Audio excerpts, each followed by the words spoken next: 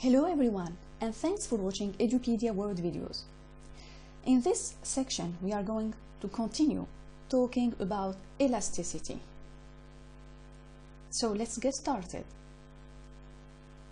First, we are going to talk about the measurement of elasticity and focus on the arc elasticity. In the second part, we are going to talk about price elasticity of supply. After that, we are going to focus on the income elasticity of demand. And by the end, we are going to talk about the cross price elasticity of demand. We have defined the price elasticity as the percentage or proportionate change in quantity demanded divided by the percentage change in price. But how in practice do we measure these changes for a specific demand curve? We shall examine two methods.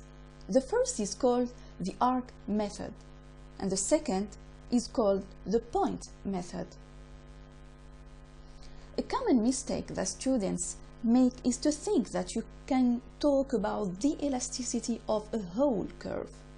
The mistake here is that in most cases, the elasticity will vary along the length of the curve. Take the case of the demand curve illustrated in this figure. Between points A and B, total expenditure rises. Thus, demand is elastic between these 2 points. Between points B and C, however, total expenditure falls. Demand here is inelastic.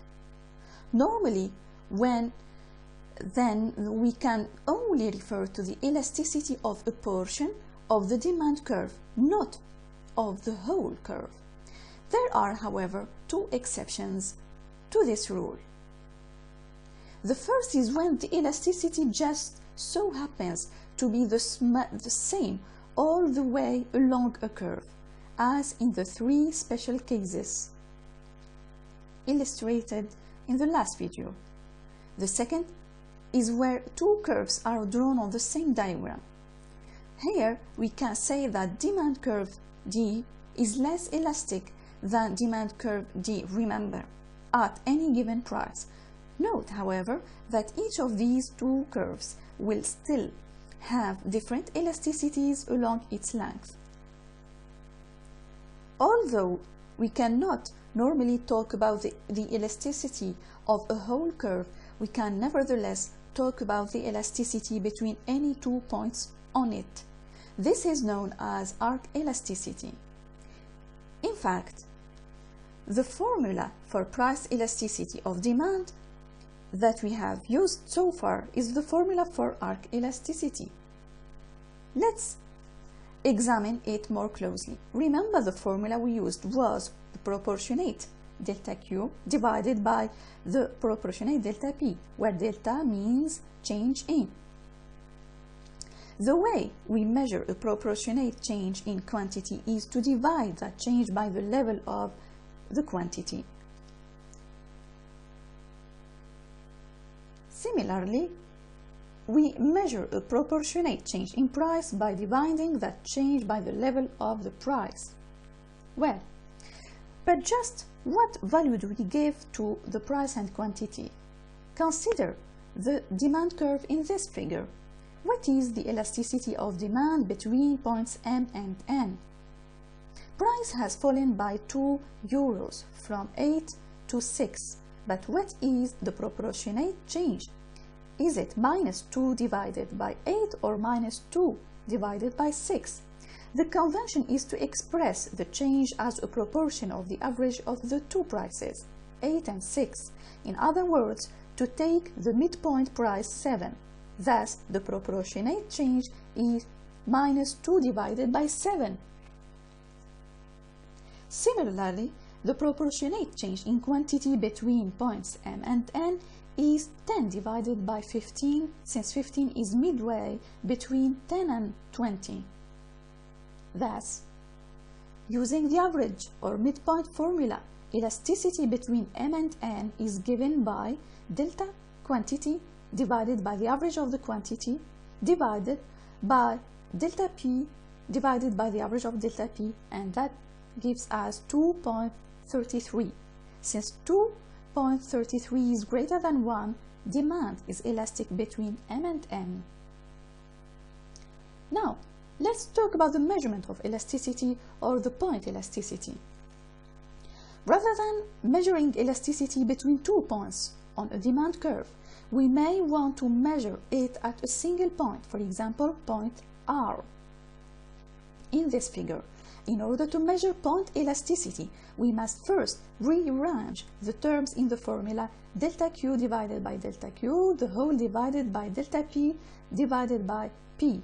By doing so, we can rewrite the formula.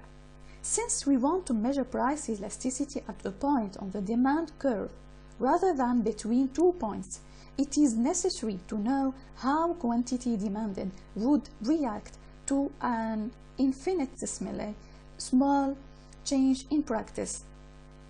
In the case of the point R, we want to know how the quantity demanded would react to a small change from a price of 30. In fact, this change is signified by the letter D.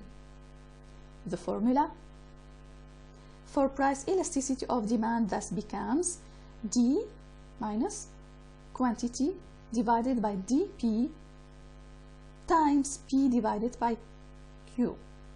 Now, let's use calculus to calculate the price elasticity of demand. Knowledge of the rules of differentiations is necessary to understand this case. The following is an example of an equation for a demand curve. As you can see, from this following table and the graph that you are going to see later, we can construct the following curve. Point elasticity can be easily calculated from such a demand equation using calculus. To do this, you will need to know the rules of differentiation. Remember the formula of the point elasticity. The term delta Q divided by delta P can be calculated by differentiating the demand equation.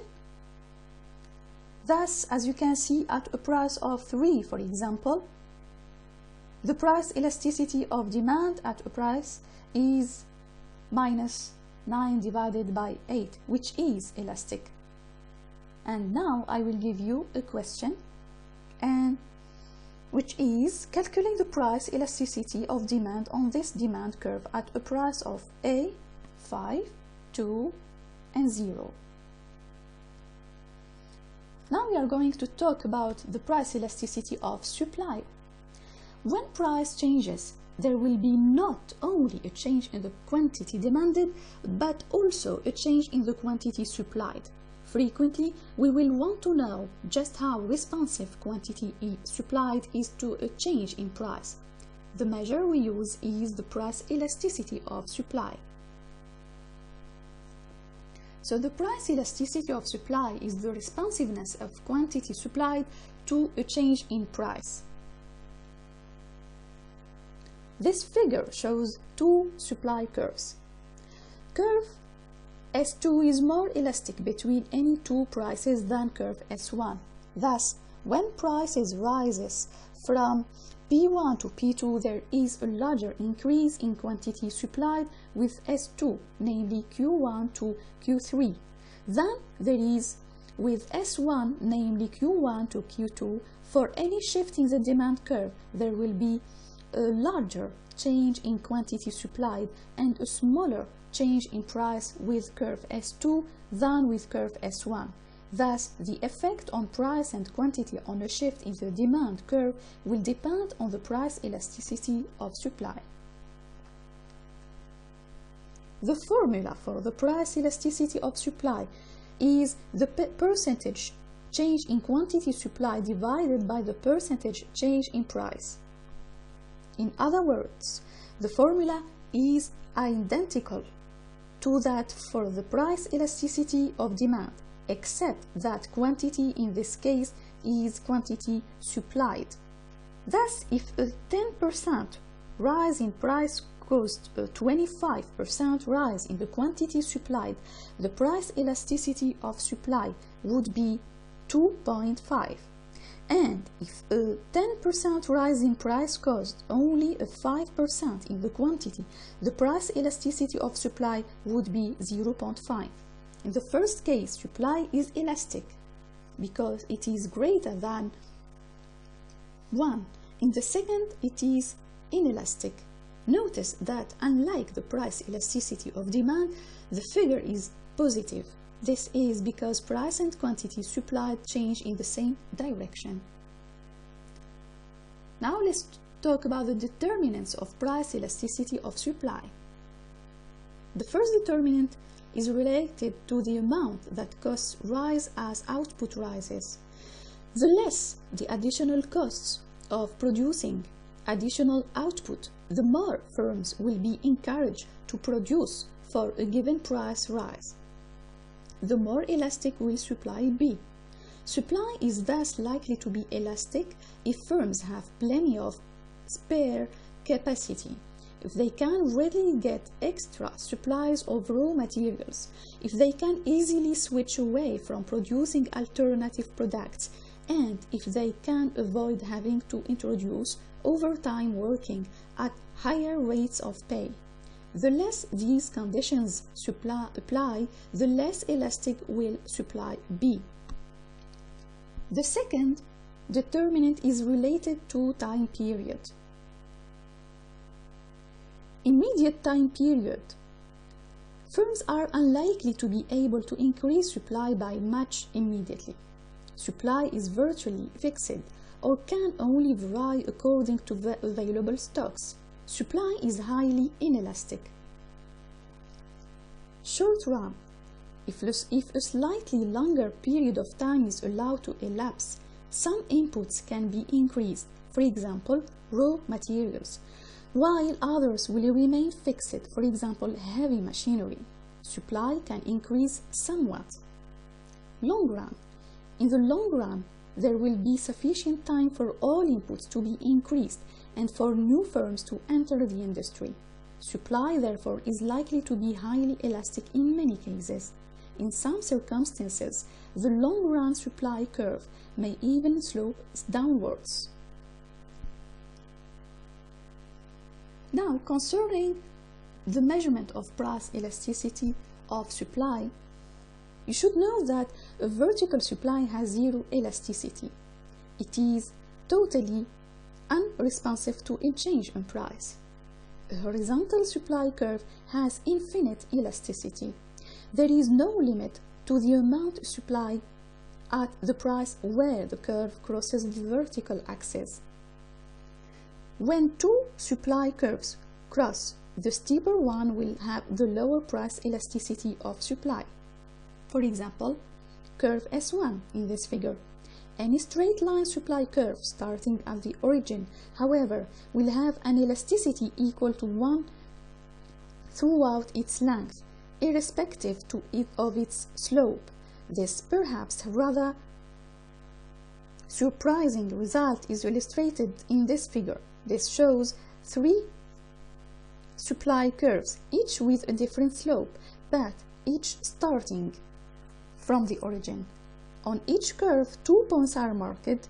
In each case, there is the same proportionate rise in quantity as in price.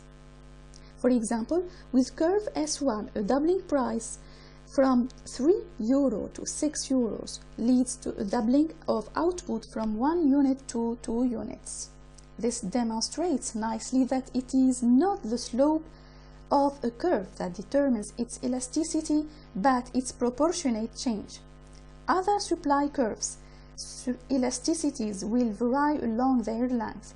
In such cases, we have to refer to the elasticity, either between 2 points on the curve or at a specific point. Calculating elasticity between 2 points will involve the arc method. Calculating elasticity at a point will involve the point method.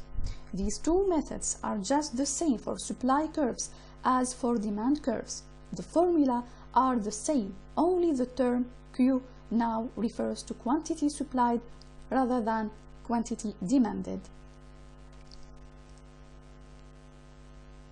Now, let's move to talk about the income elasticity of demand. So far, we have looked at the responsiveness of demand and supply to a change in price, but price is just one of the determinants of demand and supply.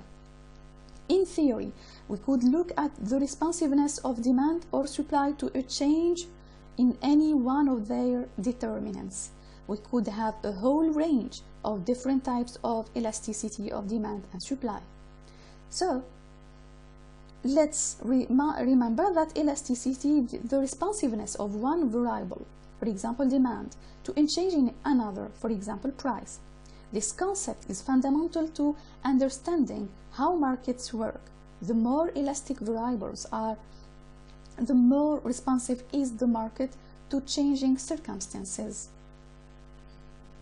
In practice, there are just two other elasticities that are particularly useful to us, and both are demand elasticities. The first is the income elasticity of demand. This measures of the responsiveness of demand to a change in consumer incomes. Why? It enables us to predict how much the demand curve will shift for a given change in the income. The formula for the income elasticity of demand is the percentage change in demand divided by the percentage change in income. In other words, the formula is identical to that for the price elasticity of demand, except that we are dividing the change in demand by the change in income that caused it rather than by a change in price. Thus, if a 2% rise in income caused an 8% rise in a product's demand, then its income elasticity of demand would be 4.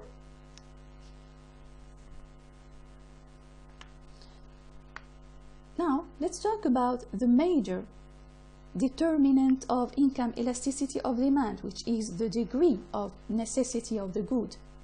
In a developed country, the demand for luxury goods expands rapidly as people's incomes rise, whereas the demand for basic goods rises only a little. Thus, items such as cars and foreign holidays have a high income elasticity of demand, whereas items such as vegetables and bus journeys have a low income elasticity of demand. The demand for some goods actually decreases as people's incomes rise beyond a certain level. There are inferior goods such as supermarkets value lines. As people earn more, so they switch to better quality products. Unlike normal goods, which have a positive income elasticity of demand, inferior goods have a negative income elasticity of demand. What about the cross-price elasticity of demand? What does it mean? This is often known by its less cumbersome title of cross-elasticity of demand. It is a measure of the responsiveness of demand for one product to a change in the price of another, either substitute or a complement. It enables us to predict how much the demand curve for the first product will shift when the price of the second product changes. The formula for the price cross-elasticity of demand is as follows. The percentage change in demand for good A divided by the percentage change in price of good B. So, now let's sum up.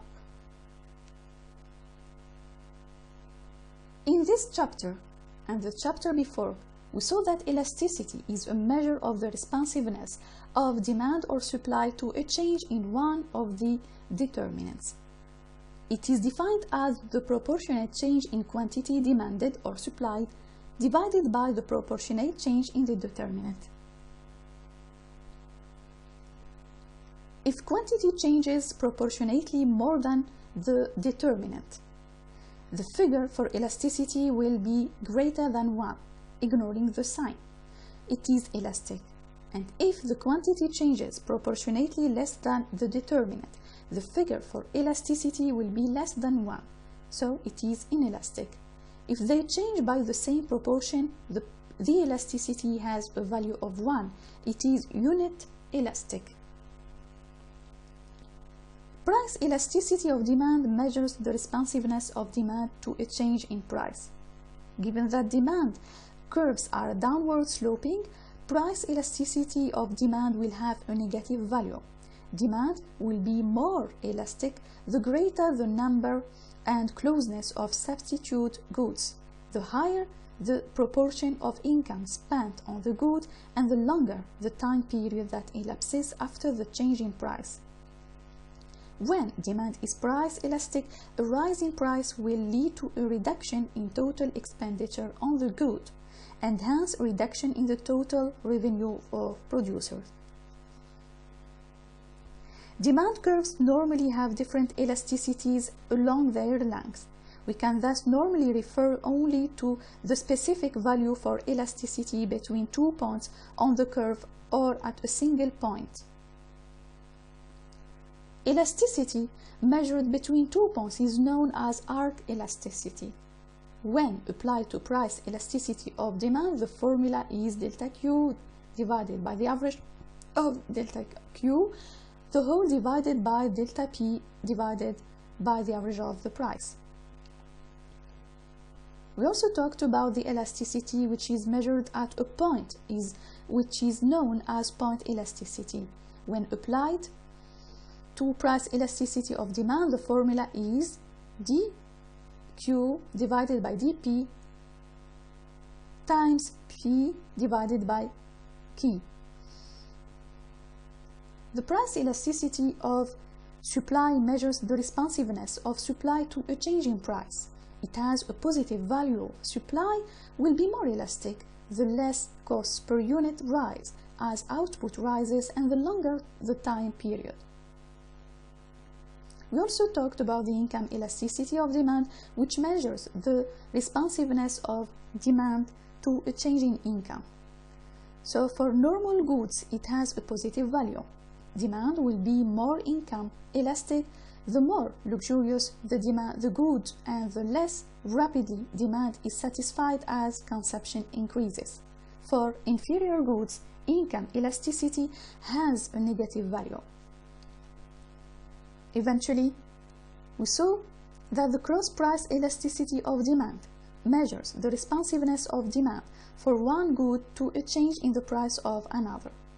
For substitute goods, the value will be positive. For complements, it will be negative. The cross-price elasticity will be higher the closer the two goods are as substitutes or complements. Very good. This is the end of this chapter about elasticity.